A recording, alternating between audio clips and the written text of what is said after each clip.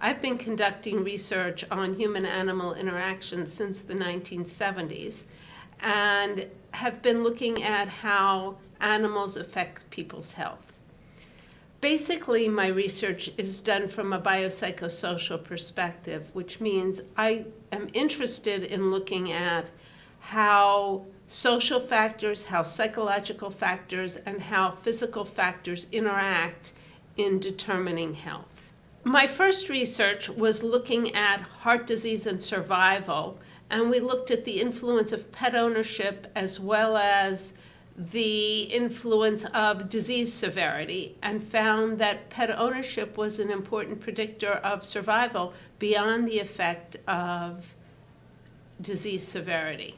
Overall, people who own pets are more likely to survive when they've had a heart attack than people who don't own pets, and we've shown that in 3 different studies. Interestingly, we found the effect of pet ownership greater for people who were depressed compared with people who weren't depressed. So people who were depressed were more likely to benefit from the effect of pet ownership than people who weren't. I just presented a study looking at the effects of visiting pets on residents of assisted living facilities.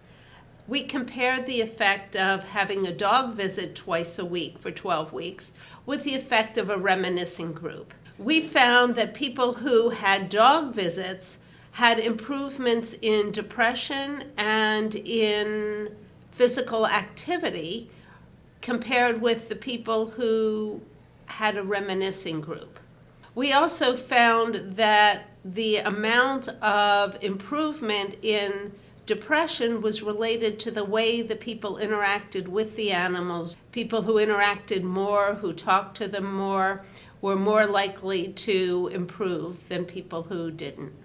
Do you have any personal stories that you've observed with therapy dogs? I have a lot of reports from the clinicians who actually are interacting with the dogs. And they tell me just little stories about how the pets interact with the people they come to see in the assisted living facilities or in the nursing homes. And they tell me what a difference it makes to individual people. We get reports that the residents are very unhappy after our studies end, and they want the dogs to come back and visit, even though it's not part of the study. And we do that. We bring the dogs back occasionally to visit the people. There was one gentleman who was in a nursing home who hadn't talked to anybody the whole time he'd been there, and he'd been there for several months. And when a dog came in and visited, he talked to the dog. Unfortunately, many of the data we have are from studies that really were on small sample sizes.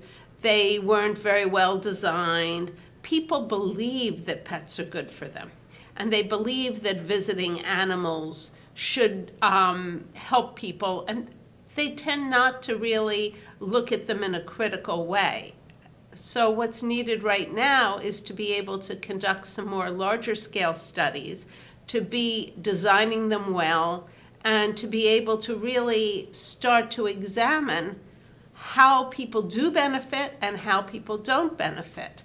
We need to look at, for example, whether they help with depression, whether they help with anxiety, and then use the interventions for the people who can benefit and not use the interventions for people who don't like dogs.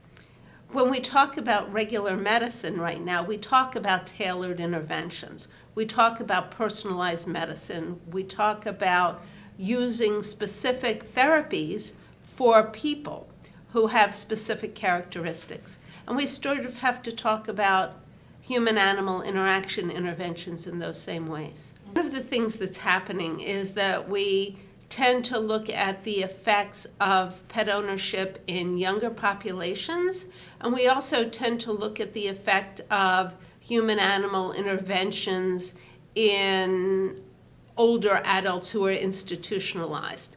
But what hasn't been really studied well is the effects of pet ownership on people who are healthy and aging. I've just started a study to look at a group of healthy adults and see how they change as they age, and be able to see whether people who own pets age more slowly than people who don't own pets. Perhaps cognitive impairment, which we know happens over people's lifetimes, will be slower in people who own pets than people who don't own pets. We want to look similarly if declines in the ability to have physical function go slower in people who own pets than people who don't own pets. The study of healthy aging is a piggyback on the National Institutes of Aging's Baltimore longitudinal study of aging, and it's funded by Mars and Waltham.